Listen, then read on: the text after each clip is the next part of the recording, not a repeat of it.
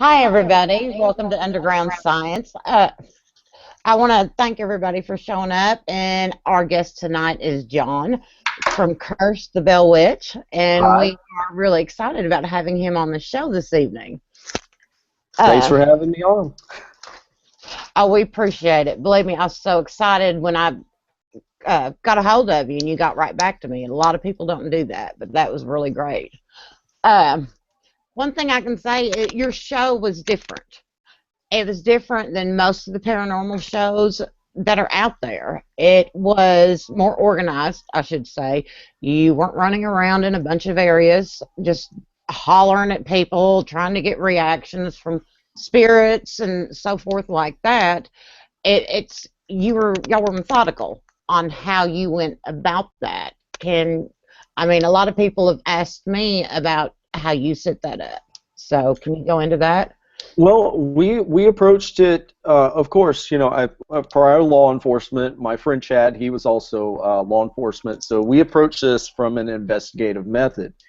I know, one of the things I liked about when I was approached with the show is that, hey, we're going at it like real cops. And, we were real cops, and, there's not many real investigators. They Wow. haven't been an investigator for a living, and while they're doing, approaching this. And we had the help of people that were just like in an ordinary case. Of course, we normally, they bring psychics into murder cases. Here we brought in guys like Nick and Sarah and the shaman, which is there. He's an awesome guy, and of course John Zaffis, and all these people, the chemistry professor, the geologist, all these things. When we had a question, what we would do as investigators, we brought the same concept, principle, and method to doing this because, hopefully we're, hopefully trying to break some new ground on this one, but also tell the story and, get to the desired point of breaking the curse. I think that was probably the top question I had from everybody. One thing I'd like to go into is your history with learning about the curse in your family. Well, that started at, that started at, 7 years old, 6, 7 years old. That was, told to me by my grandmother, my aunts, my mom, and, that was a legacy passed down. You're like, here you go. You have a family curse, and this is what it's about. And you have to forgive me. I'm in the 40-year-old eye thing, so um, you know, So basically, John, when you were doing the show, yeah, you had, and I'd like to say this, you had the most intense look throughout the show. Like you're like something's going to jump out at me. Not squash. I mean, it wasn't like yeah. that. But like you had this intense look on your face. I mean, was that because you're freaked out? I mean, because was that your fight or flight going on? Or basically, was it just like, hold on a second, man, I got to take this stuff in because I got a kid I got to worry about. I got others in my family I got to worry about. What brought that to the screen? Well, it's serious business, serious work. I approach this just like I would any other law enforcement case, and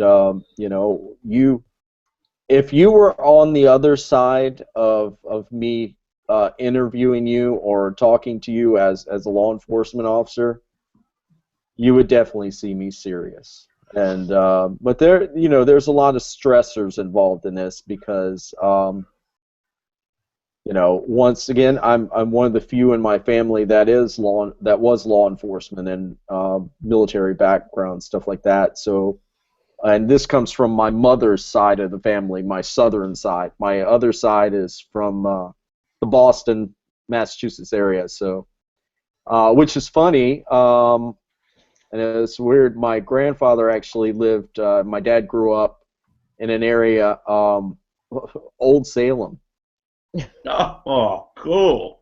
Peabody, Massachusetts, which is basically what Salem was in that whole Salem area. So you have one side with the third, you have one side you're walking over to where the Salem witch is, and then here I am with my southern side with the Bell Witch. So Got it from both let's sides. double this up.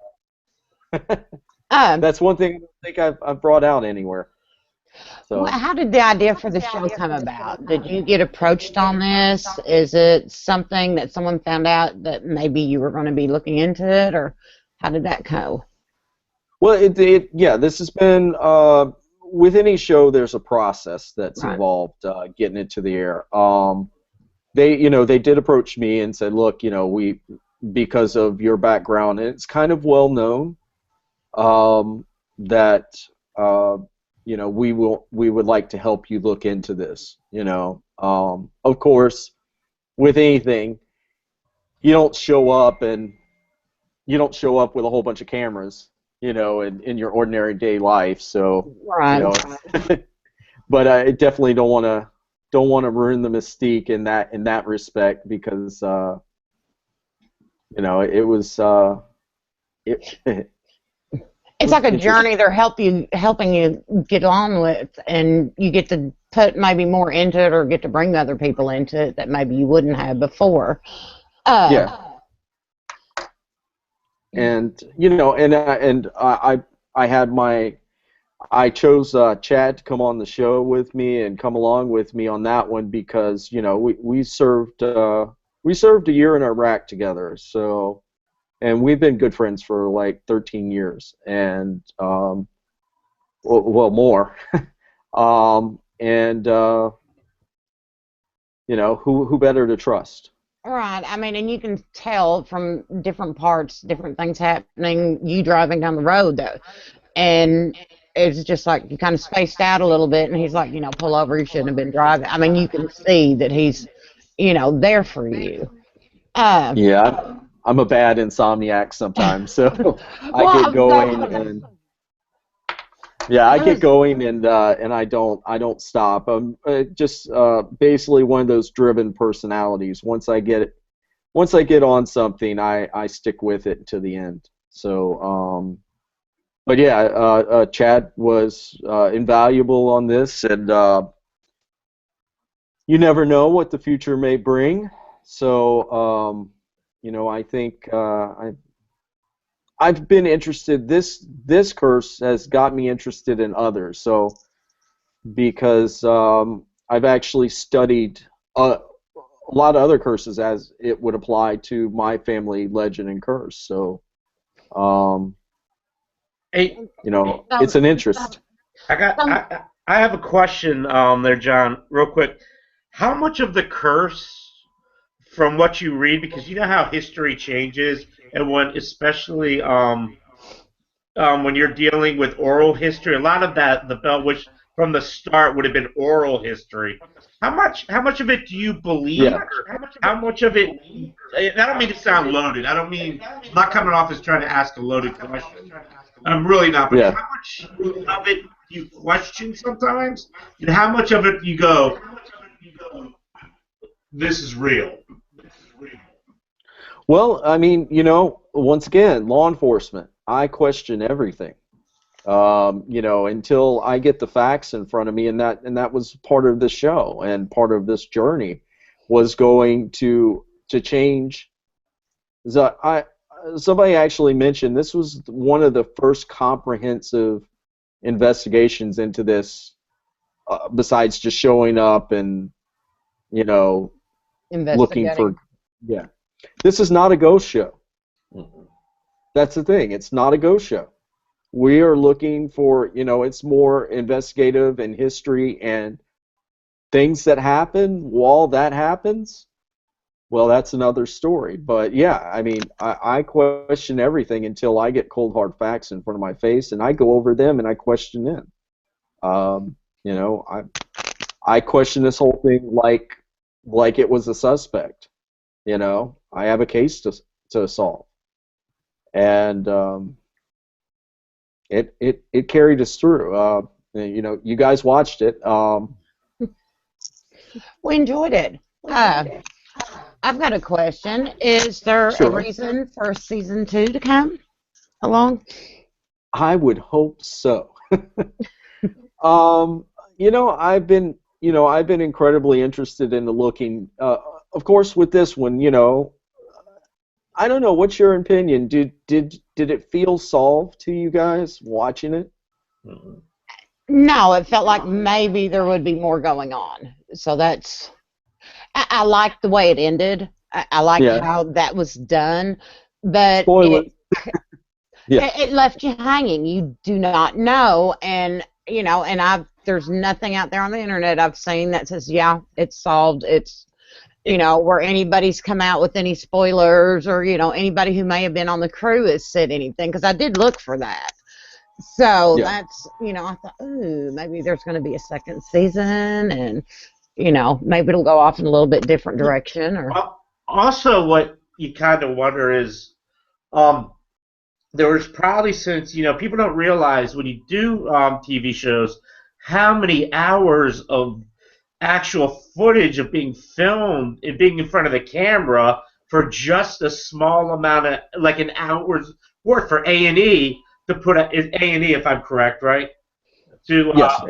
to put, you know, to put down there all the B-roll footage that you got to get done, all this other, and what else happened? I always wonder what else could have happened that they just didn't get on the show, because they have a set time of getting, you know, they have dates. They gotta meet.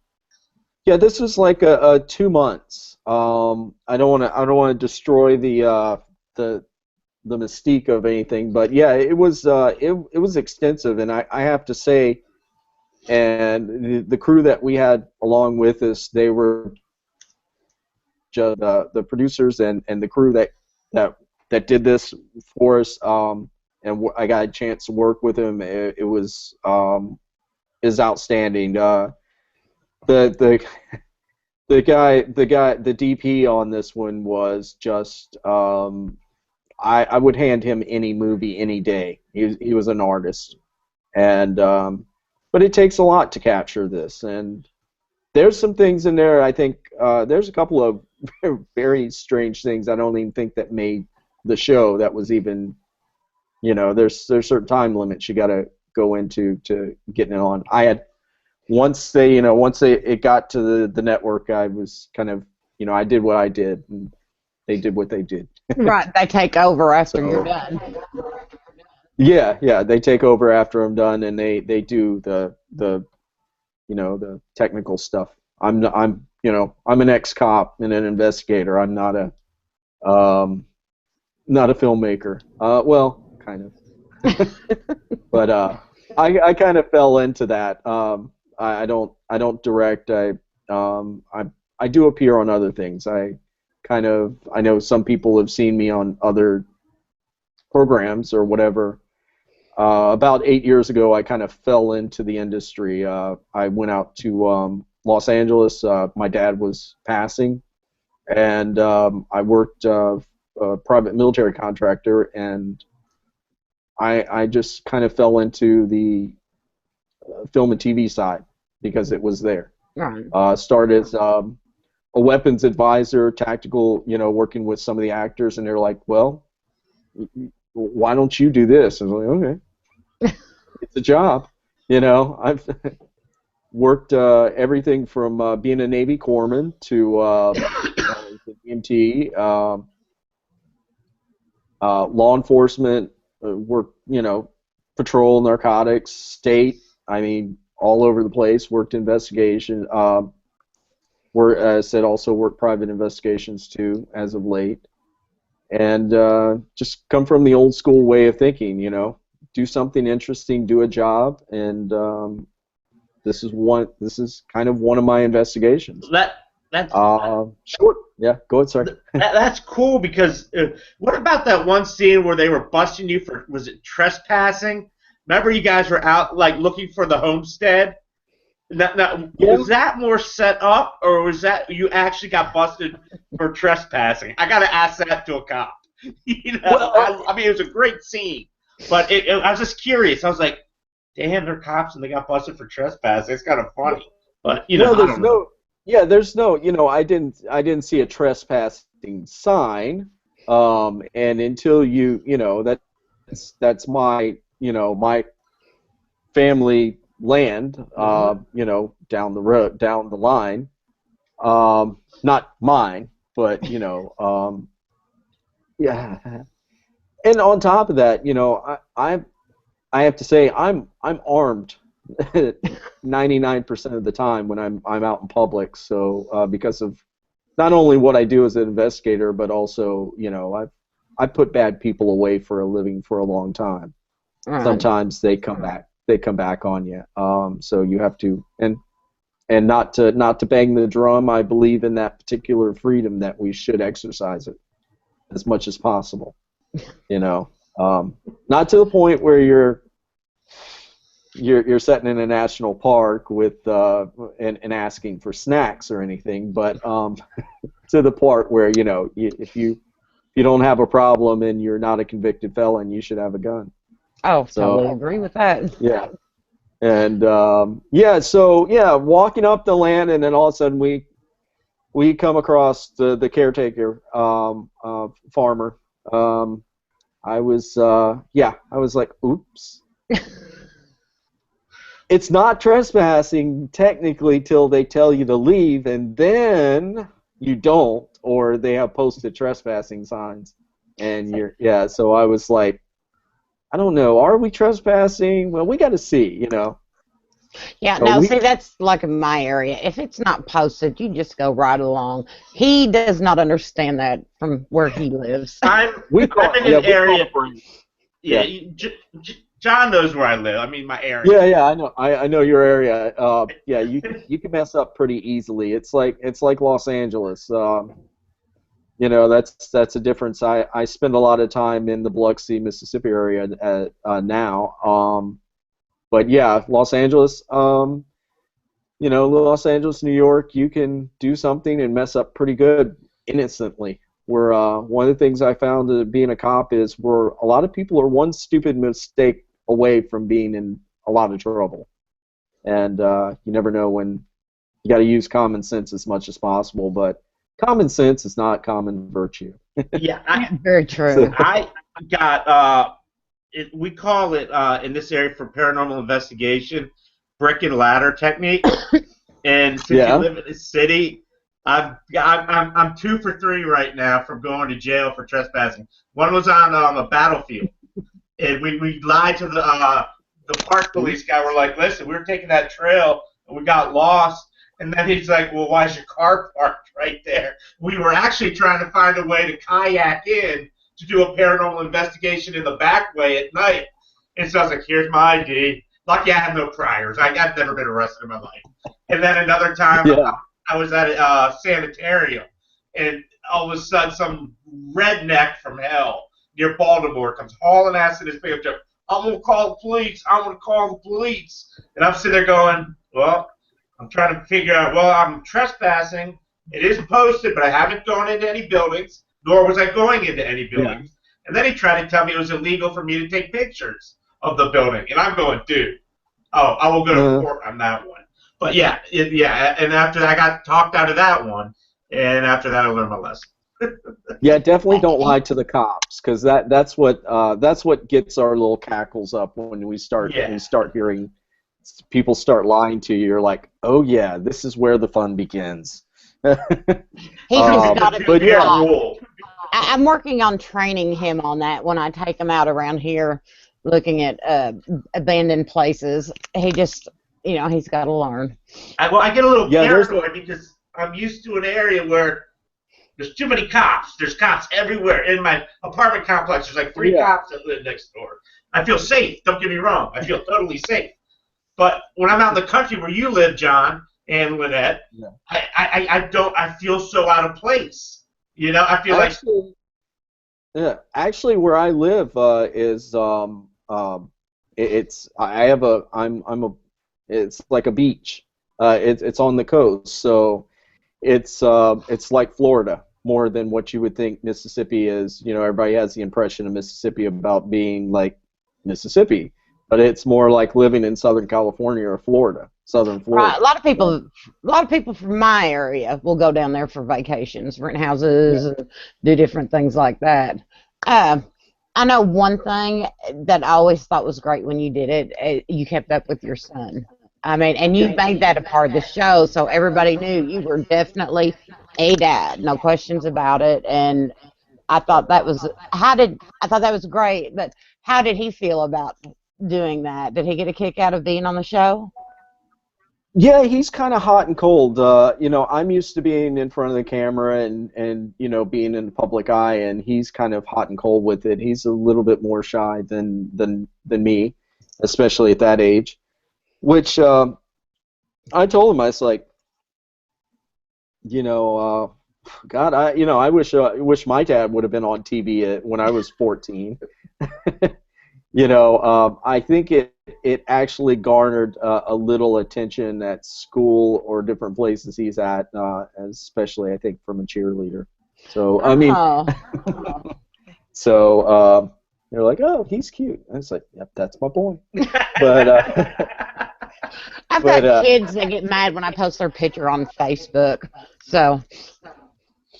Yeah, no, yeah, he was in the middle with that, but he generally he's like, oh, this is okay, you know, he wasn't, he was kind of excited, but all at the same time, this is okay, because teenagers are very self-conscious about a lot of things. But yeah, no, I keep up with my son, and when I was living in LA, I'd come back and forth a lot, and when I was deployed for military side, and then later with I won't mention what company, but with the private military firms overseas in Iraq and other places for several years. So I would come back and forth and visit. So I've always kept up with my son, and I also have a 21-year-old daughter too. Okay. She's not.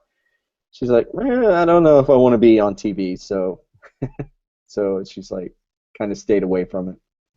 Okay, now I've got a question because I know we saw quite a bit of footage of you like in the middle of the night walking around. And was that, I mean, you just pacing around thinking, or, I mean, because it almost looked like you might have been sleepwalking kind of at times when you were doing that. No, never. I have never sleepwalked, but a lot of stress. That was a lot of stress-inducing circumstances, and I different people handle stress different ways, and number one, I always put it out there. In order to have that badge in the first place, you got to have you have to go through psychological testing and doing a lot of things I've done. So, not crazy. But you heard a noise one time, didn't you? I remember because your buddy woke up and you weren't there, and you just they had you on night vision, kind of just walking around, and that definitely was kind of like a creepy scene, actually. I gotta say. Yeah, it's a little creepy. Yeah, because you had this look on your face like something's out here, and I just got to figure out what the hell is out here. And I thought that was just one of the creepiest scenes of that episode that I saw. And I'm one of those 4-hour sleeper types. So when I lose it was a lot of not sleeping during that time too. So it takes your toll. It does take its toll temporarily sometimes to kind of stress you out a lot. So. Oh, that I understand. What was I don't know, what was the one thing that may have surprised you the most, maybe paranormal-wise, that happened that you never would have expected? I'm getting questions, and I don't know if any questions have come up. Shoot them. Shoot them on. Well, paranormal-wise, I'm very cynical. You know, I'm a cynical cop, and to see some see some of the footage played back, and then then myself watching the show, I'm like, whoa, things I didn't notice, and people make comments on that I have a higher threshold of what scares me. Due to what I'm not going, oh my God, something moved in the shadows or whatever. So yeah, when it reaches that threshold, yeah, it has to be something to reach that threshold. And the things that I've come across, there's a couple of things that really freak me out, and I'm not easy to freak out. I'm not, overly macho guy. But you hold your own. You hold your own. I hold my own. Yeah, I'm not going, oh, nothing scares me. Yeah. But you're gonna do what you got to do when you got to do it. So. Oh yeah, and it, with the paranormal side of it is a little creepier because I can't reach out and touch that and correct its actions. Right. Well, I always was told if I can't shoot it and make it bleed, then I really don't want to mess with it. Yeah. So, which of course I've yet to have something really scare me. I haven't been in maybe this situation like you have with that. I've investigated several places, nothing that has to do with me. But I know lots of times, for most of us, we go out and there's nothing there. We've got Zombie Road in St. Louis. It's supposed to be one of the scariest places in the United States. And it was beautiful. It was more like a beautiful scenic view than a haunted place that I've ever been. And yeah, I don't think whatever things that are out there that go bump in the night. Yeah, I have a feeling, I have a belief that things are out there that we can't understand. And I try to tell people this because, like I said, for years I've been researching other cursed things because how it applies, of course, to use the scientific comparative methods of going, if I look into this story, how it applies to my family's curse. How did it work on this thing? Well, let's see how that works or whatever happens there. And then I can go and apply that. Well, I've done the groundwork for the Bell Witch side. So maybe now I've been looking into other cursed things. And, being cursed is not necessarily just haunted. right. That's something that's deep set into it. Say, that was evil or something that made a lasting impression that, okay, haunting and ghost and all that come along with it. So when we go out there, I'm not just I'm not ghost hunting. So I'm, actually getting into the meat and potatoes of the curse of the. But I'm not. Yeah, you're going into the historical aspect too, which I found.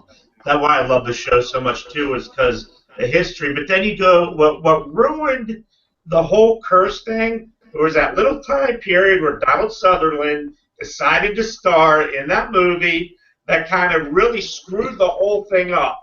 And I liked it. Don't get me wrong, it was fun to watch, but I knew right off the bat, I go, this has got to be so off. I mean, and then you come along with the real deal, with like the real history of it all, and like put that to rest. I like that. Well, I definitely don't want to piss off those producers and have them sue me, but blame it on Kurt. Yeah. Well, I appreciate it, and we did look at it from that aspect. We wanted to get the truth behind everything, and really dig. Dig like any other case I would, have assigned to me or landed in my lap. This one landed in my family's lap 200 years ago, almost 200 years ago, and over 200 years ago. But along with that, I was on an episode of Big Love with Bill Paxton, and My apologies. I love him from what's the one with the tornado? Twister. Twister. I like Bill Paxton. I'm sorry. I do. I think he's a good actor. Yeah, living out in LA, I end up working, different small speaking roles and and extra work and advisor work and stuff like that. And remind me, the mom, she played John Bell's wife in the movie. Oh God, what is her name? Not Loretta Lynn. Sissy Spacek. Okay. She was on the show, and I got to walk up to her. I says, you played my great grandmother. And she's like, what? I says, you played. I'm a member of the Bell family. And she goes, oh really? She says, and I won't say what her response to the movie was. So, but it was an interest. She gave an interesting response to it. I'll leave it at that. Have you had, since the show's been out, the family members from the other family contacting you? Yes, I stay in contact with Bob a lot. My now long lost cousin that we've connected. I talked to the Bats family, and that's one of the things I've got some comments on before, because we went to the Bat side on this show. We wanted to go to all sides of this, right. And if you don't do it, I see some other shows, and I'm not going to dog them at all. But we wanted. I'm a history geek. I love it. I really get into the history side, and so hopefully that came across how interested I am in that one. And yes, I was pretty solemn in the show, but like I said, serious work, serious business. I put my game face on and get this done, and there's a lot going on with it. But yeah, no. To circle back, yeah, totally stay in touch with those guys now. So I got more family now. Oh, well, that works. Yeah. So. Have we got any questions from the chat room, Kurt? Chat room. We have. Let me see. No, just me a bunch of smiles, because we had issues with getting the chat room open, John, because this is done through like many different ways of clicking this, clicking that, get involved in this link, get that link connected to this link, and I'm usually shows unless it's this one. And there's always something I screw up whenever I do it, because the other shows work fine, because my co-host is like a tech geek. He's out of England. The show's all out of England, out of Liverpool. So this all goes back to Liverpool and done, and then sent back to this. But I screw things up. I tend to screw things up, but I don't mean to. It just happens. You know how it is in life, dude. You just are like, some things you're better off at than others. But I got a question.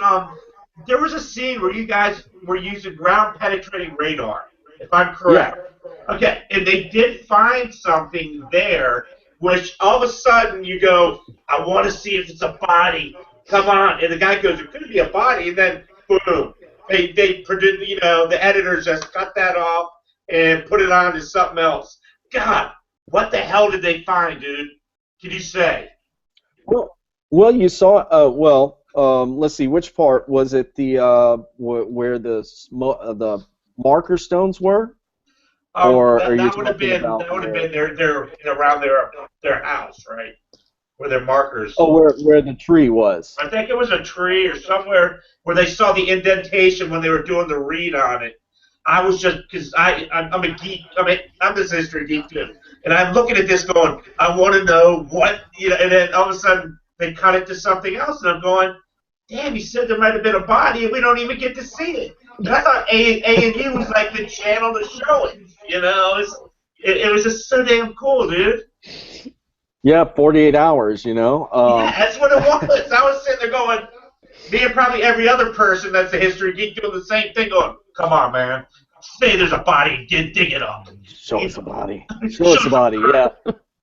Yeah, this is a very, very, very old cold case. Very cold case.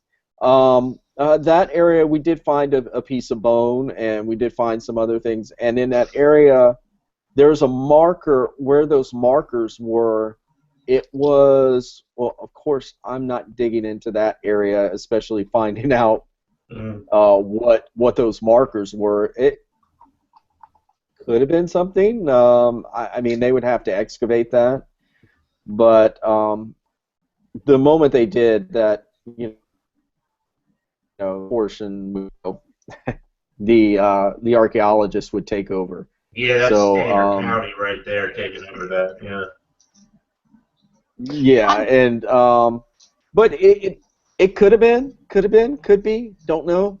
I mean that area was full of Native American activity, and from what we discovered is that was a grave, pretty much a grave area for them. That's what those markings. That's what the shaman told us.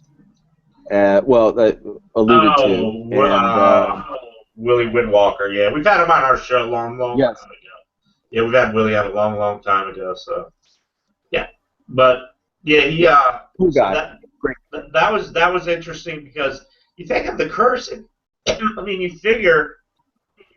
Yeah, they say, oh, the witch. It's always the witch, the witch. I think it goes further back. I think it would go further back than that. Because, you talk about land haunts, and I know we're not talking paranormal, and I understand that. But you talk about how long the natives have lived there. And what they have done that could have brought this about on your whole family for whatever reason. I mean, I'm a believer that I'd go in that direction before I go on some wish casting a spell. But that's just my take on it. That's all. Well, I mean, if you look at it, curses are in the Bible. Mm-hmm.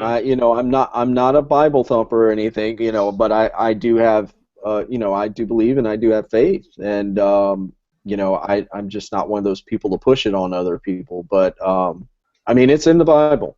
That's what that's. Jewish side, Christian side, it's there. So I mean, curses can affect things. They can affect people, and one of the things with this is it's a generational curse, and that's shown in I don't know, first part of the Bible. So that's a pretty good book. A lot of people read it. But yeah, no, and I'm definitely right now. Lately, my cousin, one of my cousins on this side, the southern side, he's Choctaw, and they just actually have stood up a new reservation in this area that I guess was here beforehand, a tribe here. And, I've talked to him at length with that, and I was like, yeah, I don't, being respectful, I don't mess around with that. Right. You don't play catch with a hand grenade. Kurtwood. No, Kurtwood, believe me. Yeah. What out of anything would you like for people to take from your show? I mean, I like the way it was set up, where you went down each possible idea of the daughter poisoning her dad, maybe different things like that. You digging into history, that's something we do when we investigate. I mean, because we both like history, just different things. It's not even with the paranormal all the time. But out of all that, the different things, what would you like maybe anybody that investigates to get out of that maybe they could add, or useful for them to investigate with? I guess I'm a long way of saying it, but trying to think of how to word it. No. I think I'm getting you on this one. Well, one, hopefully they enjoyed the show. Hello there. Yeah, this is the baby. And we've been joined by Fluffy White Dog. It's cursed. Believe me, it's cursed. Yeah. It's the only reason we're bringing it on. Yeah, no. Well, first of all, hopefully, as I said, people enjoyed the show. I think I think we did something different, and hopefully, we have the possibility to continue on in a different way. Fact is that, yeah, strange things are out there. Your history does, we are the sum of our history. And, sometimes it was bad, sometimes it was good. And, you have to, go after, like in this instance, this could be something that would affect my son, my grandsons, my future generation, and it was, I felt it was upon me to go after it, instead of just letting it lie. Who And who came to you, yeah. John, or did you come up with it yourself? The idea of saying, "Listen, I'm in the line, I'm in the Bell line," and actually, I work at a so-called haunted museum called the Bell Dawson House about the Bell family, and it's another Bell family Awesome. from up here. But how did you come about with that idea to pitch? Well, it was 50-50. They said they also came to me on this and gave me the opportunity to go after this. So, and this is unrelated. I did, I'm a writer, and I've written some things, and I've showed that I had interest in pursuing this, and they reached out and said, "Would you like to do this?" I'm like, "Okay, let's go." So yeah, it's a 50-50 networks, and and then I came in and said that I was agreeable to it, and then we took it from there. Can, So can you tell people real quick for each show how much footage was actually filmed? Because people don't realize, they see on TV, they watch what happens to you and your buddy and how you do things, but they don't realize how much footage or how much time in front of the camera you are, or they come and get their B-roll shots a little bit later. But how much time goes into each show? yeah, no, it's intensive. A lot of the things we did on that show was, as you were doing it. So, they were getting us, following us around and stuff like that. But also, with the beat, once again, with the crew and camera guys and the rest of the crew, they did their B-roll stuff, and it was beautiful. I love when I was watching. I'm like, wow. I didn't expect anything less, but when I saw it, I was really blown away with the cinematic way. It was more like a movie than like just hear the little handy video stuff. They had some really good shots, and it's a beautiful area too. So yeah, it's extensive. It's yeah, getting the footage that you need. It can get extensive and long days. Very. That I bet. So Now, hopefully, we'll be able to see you come back on the second season of The Bell Witch. But I know you said you're looking into other curses. If you've got a chance to maybe have another show concerning another curse, is there a particular one you'd like to start with? I looked at a couple. I looked at Giles Corey in Massachusetts. I looked at the Cornstalk Curse. These are both generational curses.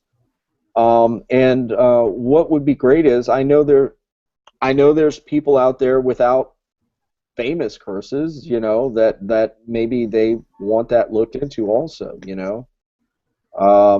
maybe go to a couple of them that or mirror things that would mirror the Bell Witch legend and curse, and by going through those, if I can get a better idea with my family's legend and curse by comparing them. If I look into them, I can say, okay, well, this happened with this curse, or this was a cause or the result of that, and how does that apply to the Bell Witch side?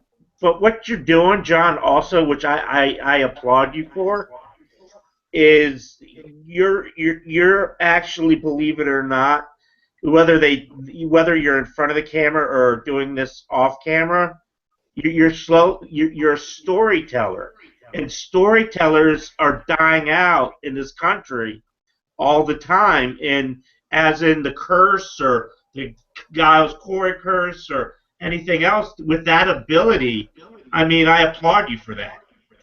Oh, please tell the networks. No, and I'm not trying to blow smoke, but yeah, I would just definitely like to bring that. But I appreciate it. Thank you.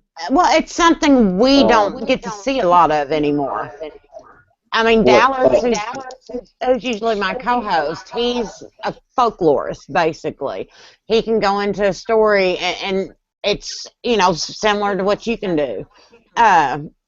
But to me, the show was just a whole different platform from all the other paranormal shows on there, just because how you went about it, in the topic, yeah, but it's just, you're not, like I said, you're not out there screaming it, if you're here, scratch me, or anything like that. I like it because you go through it intelligently on what you do.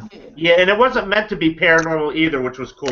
Right. That's what really caught my interest, because I was like, it's the only show, because you get so much other, you have so much other crap on TV right now, and it's crap. Yeah. You and I know it. I mean, we've had them on the show, or we've seen them, or it's just going like, they tell us the same thing, like, dude, it's television, and that's how they say it's television. But this isn't. This is more than that. And you got something good, man. And I tell you, John, we really hope you get a second season out of it. Oh, I hope so too.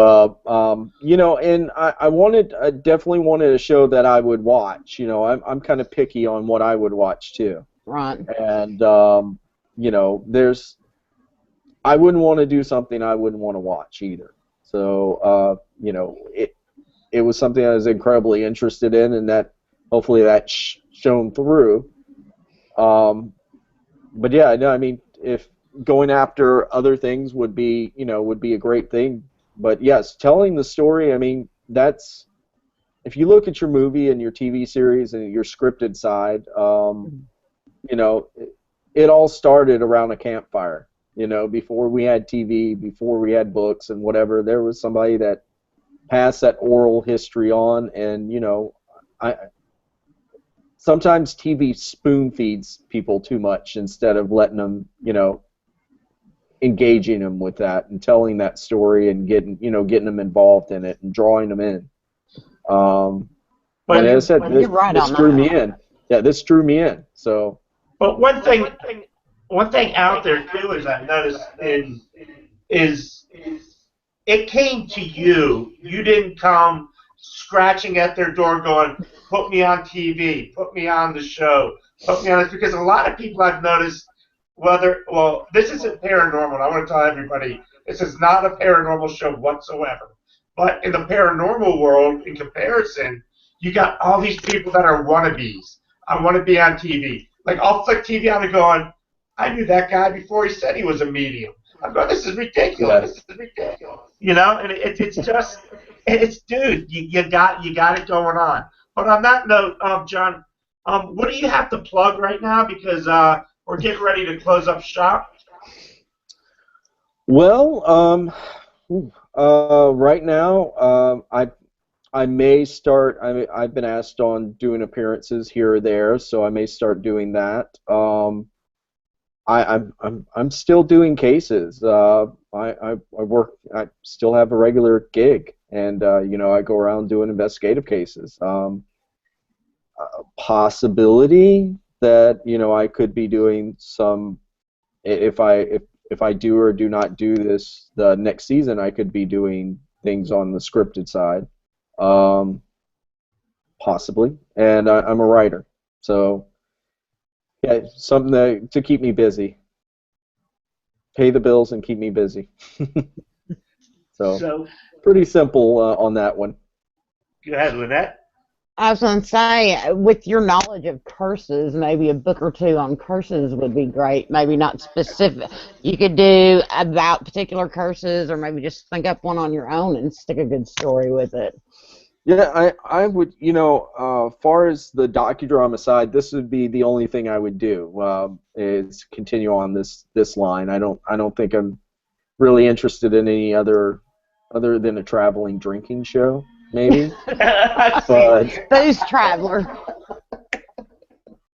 I think they got that already. But yeah, I would hope that I'd like to take this show on the road a little bit further and reach out, because there's other people out there that have that same.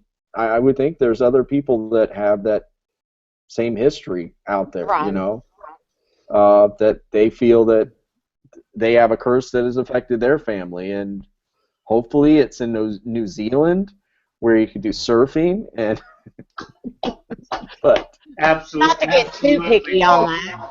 not to get picky, no, I'll take anywhere, but there's preferred. I want to find curses on islands, or Caribbean or something like that.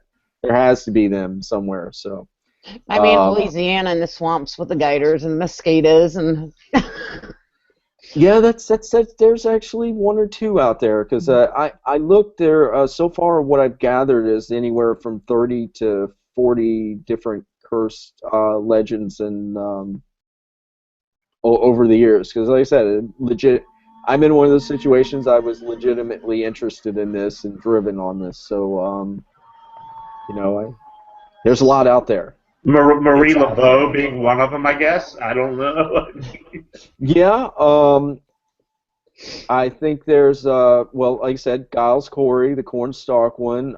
If you look at one of the biggest ones I really seriously got interested in was Robert Johnson. Oh, at the Crossroads. Crossroads, because that's a curse. He cursed himself by selling his soul. Oh. And what happened to him, and then that rolls into the curse of 27. So now what is that, by the way? Curse 27 is basically started with Robert Johnson, from my research, where he sold his soul to the devil, reportedly, allegedly. I'll stick with allegedly, and from there he died mysteriously, and then people they used his songs, like Clapton used his songs, Hendrix, Stevie Vaughan. I mean, all those guys, and so most of those were, most of them were, and then let's see, Kurt Cobain. Those guys died at 27. There is a little weird. I know this is going to sound kooky, but at what point would you sell your soul? I wouldn't, because it's eternal, dude. It's eternal. I'd rather live poor. I'd rather just be happy with the girlfriend that's good to me, and not even have cable TV if it comes down to it. Just have books instead of selling my soul for eternity. Because I'm an agnostic atheist almost, and I'm afraid of that little gray area is real. Yeah, it's like you get up there and you go, damn. I know. I'm so screwed. I didn't think it was going to happen. Yeah. Yeah, to me, if you were willing to sell your soul, you would almost have maybe nothing else to live for other than the one thing you want. Yeah. Well, one of the things my little theory is that you're young and dumb at 17. Of course, yes. 10-year contract, 27. So, and I talked with, because I like I said, to do my research, talked with some witches out in Hollywood, and they did a summoning, a demonic summoning thing, and I'm like, wow, okay, playing with fire here. But yeah, no, I'd like to go after the most evil, crazy curses out there and see what they're made of and what they've done to people, and not only, I mean, look, if you look at parapsychology, which is kind of, branched off of Mhm. abnormal psych. It's really not going after the paranormal. It's how the paranormal has affected human Mhm. Right. thinking and psychology and feelings. It's not just, oh, we're going to go go after ghosts. It's how that makes the humans feel. Something like a long-standing curse. How would that make you feel to know that that's out there? That's normally people have things that happen, Oh. bad, good and bad, but now let's stack a curse on top of that. Now All right. you're predestined for something possibly bad to All happen. right, Lynette, you're getting the shoes. I had a All right. Cool. paranormal group, John, that found Yeah. these shoes in an attic up in New England of some really old house. And these people have died who've had them. And this paranormal group would not touch these shoes. I'm like, dude, just send them to me. Because I work at a museum and I got a curator. We could look at the shoes and figure out. And I'm going, wait Yeah. for something tragic. I'm not selling my soul, but I always had that weird interest going, what if? It's always, I don't care what happens to me, but what if? And then I look at myself, I go, well, everything that negative that has happened to me, I had an asthma attack, was rushed to the hospital. It was my own fault. Hmm. And I'm thinking to myself, half the time, it's my own fault. I can't blame it on the shoes or the curse that goes with the shoes. And they want to bury the shoes somewhere. I don't know. I still have them, but I agree The, with you. To live with that, it's kind of scary. It's very Now, scary. yeah, now you have something that's predestined on top of the normal bad things that happen to you in life. Now you have something stacked on you that you have no control over. I mean, that does affect, that was on my mind, and um, I'd like to, that how it affects other people. I've been a cop. I like helping people. That's what I do. You, That's what I've done all my life. yeah, but being a cop is like you've seen the best in people and you see the absolute worst in people. And you got to think though, what would be worse, facing some guy who's on a shooting rampage or worrying about a curse that's going to happen to you? I don't know. I'm not in your shoes, and it interests me though. Yeah, well, I mean, with that, they could be equally as daunting. It has driven basically people in my family, pretty off the rails, and I got to, over time, I was in Saddam's palace oh, in Iraq, wow. and just I learned earlier uh, that those guys were just absolute evil. Mm-hmm. Um, they drag tons of bodies up and stuff like that, where they just kill people right then and there and dump them in a lake. And I was like, wow, that's just evil. The evil like that kind of stains Mm-hmm. different lives and families and earth and objects and stuff like that. I believe that's kind of part of it, is that like with your shoes, that with that pair of Yeah. shoes, something had to stain that. I can believe that there are cursed things and objects and places. I looked into Bath, North Carolina. That was a pretty famous curse, where awesome town. It was bustling, and it was cursed by a preacher, and it just disappeared killed the town. Right. Oh Um, God, Lynette, if we yeah, had tons of money, John, we'd sign you up. You'd have your own show on A&E on curses. We'd have like an hours, like 12 shows, hour shows. Take you all around and do your work. That would be killer. I'm hoping they see it my way, because that's where I'd like to see it go, and but we'll see what happens. It's up to the network guys from here, so I can't I can't say what they're going to do, but I have got a lot of feedback from people out there, and they're like, we want a second season. I'm like, I'm working on it. Sorry, I kind of harped on that because I was thinking about that today. Well, if the company that did your first show doesn't do a second, maybe another company will. I mean, I can see that will. I mean, I can see where that would be a great show consistently. I mean, it's just different. It's got the history. It's not, you know, somebody running around in jeans with rhinestones all over them and a tight black T-shirt yelling at things. You know, I mean, it's really, a real show. He's yeah, got they his have black that one shirt on. guy. He's flexing. He's flexing. Yeah. Uh-oh. He knows who we're talking about. Oh yeah, it's interesting. Hey, we all have our opinions on things. Yeah, we all got our opinions. We tend to. Our old show, we used to voice them because we did like a blog talk.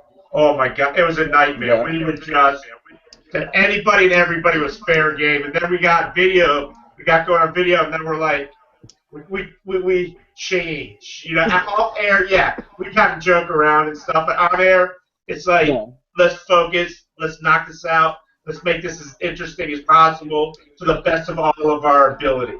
You know, so, but we do have to close up shop now, John. Lynette, anything you want to say to close up? No, I want to thank John for coming on. You have been a great guest, and like I said, I hope they get a second season going. Well, write A&E, email A&E, and tell them you want more Cursed. Send it. We could do a campaign. Hey, bring it, because I think they got, from my understanding, I think they got a pretty good amount of emails on that and feedback, and more the merrier. Let's rock it. We'll send them this interview. Right. We'll send them this interview, and after we get the intro and outro, we'll say, "Hey, this says it all right here."